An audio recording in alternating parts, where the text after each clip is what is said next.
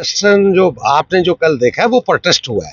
Protest किस बात का हुआ है कि वो चाहते हैं कि वो रोपवे कटरा में ना लगे, और उसके इवज में जो मेन उनका मसला था वो था कि रिहेबिलिटेट करें।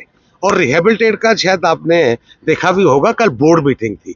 बोर्ड मीटिंग में इस बात का फैसला हो गया है कि जो एनजीटी ने कहा था, नेशनल ग्रीन ट्रिब्यूनल ने, गवर्नर साहब ने जो बोर्ड मीटिंग कल की है, तो उन्होंने उस बात को ओन कर लिया है कि हम जो वहां से जो घोड़े वाले पिट्ठू वाले, जो जैसे मैंने यहाँ पे कहा था असेंबली में भी, स्पीकर साहब ने उस पर कहा था कि नई पॉलिसी रिहेबिलिटेशन की ले आए, तो माता वैष्णो देवी बोर्ड को मैं धन्यवाद देना चाहता हूँ, गवर्नर साहब को धन्यवाद देना चाहता हूँ कि बोर्ड ने एक बहुत बड़ा फैसला, जो वहां पे 20,000 लोग और 2 लाख फैमिलीज वहां पे काम करती थी और 40 सेगमेंट्स असेंबली के थे, और मैं कह सकता हूं कि 9 डिस्ट्रिक्ट से लोग वहां पे काम करते थे, उनका इशू को एड्रेस किया है। और मुझे लगता है कि अब धीरे धीरे सब ठीक हो जाएगा। आप वहाँ के विधायक हैं, क्या लगता है आपको कि ये रोपवे लगना चाहिए या नहीं?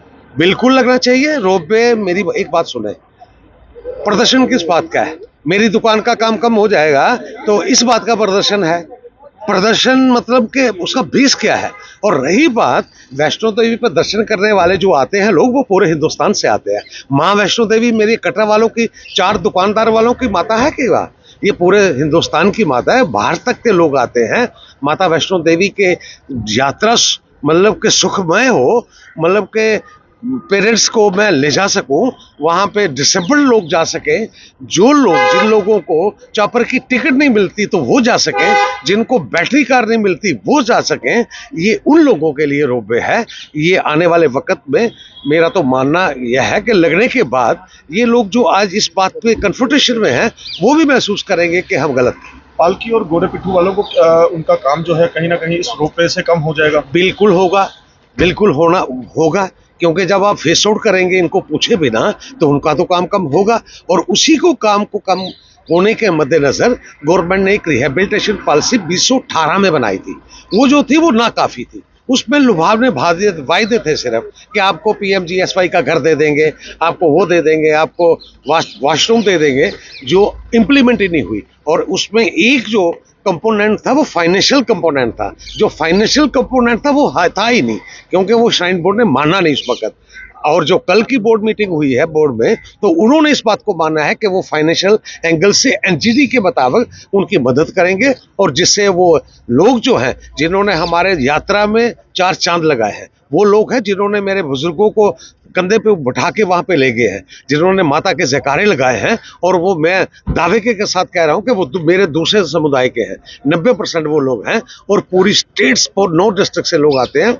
उनकी मतलब कि उन गरीब लोगों की मदद करना, ये माता वैष्णो देवी ने जो मान लिया है, मैं इसके लिए एक बार महोदय को धन्यवाद देना चाहता हूँ। किस प्रोसेस तो ये मैंडेट रिहेबिलिटेशन का जो है, असल में सरकार मैंडेट है। सरकार मैंडेट है कि वो सरकार को रिहेबिलिटेट कर रहे हैं, मतलब लेबर डिपार्टमेंट की तरफ से जो वो एक प्रपोजल बनता है, वो उस पर इनिशिएटिव शुरू हो चुका है। मैंने जब असेंबली में मोशन का दिया था, एडजर्नमेंट मोशन दिया था, मुझे इजाजत तो नहीं मिली मोशन की, मगर मेरी बात सुनी गई। और बात सुनने के बाद मैं धन्यवाद देना चाहता हूं स्पीकर साहब को भी।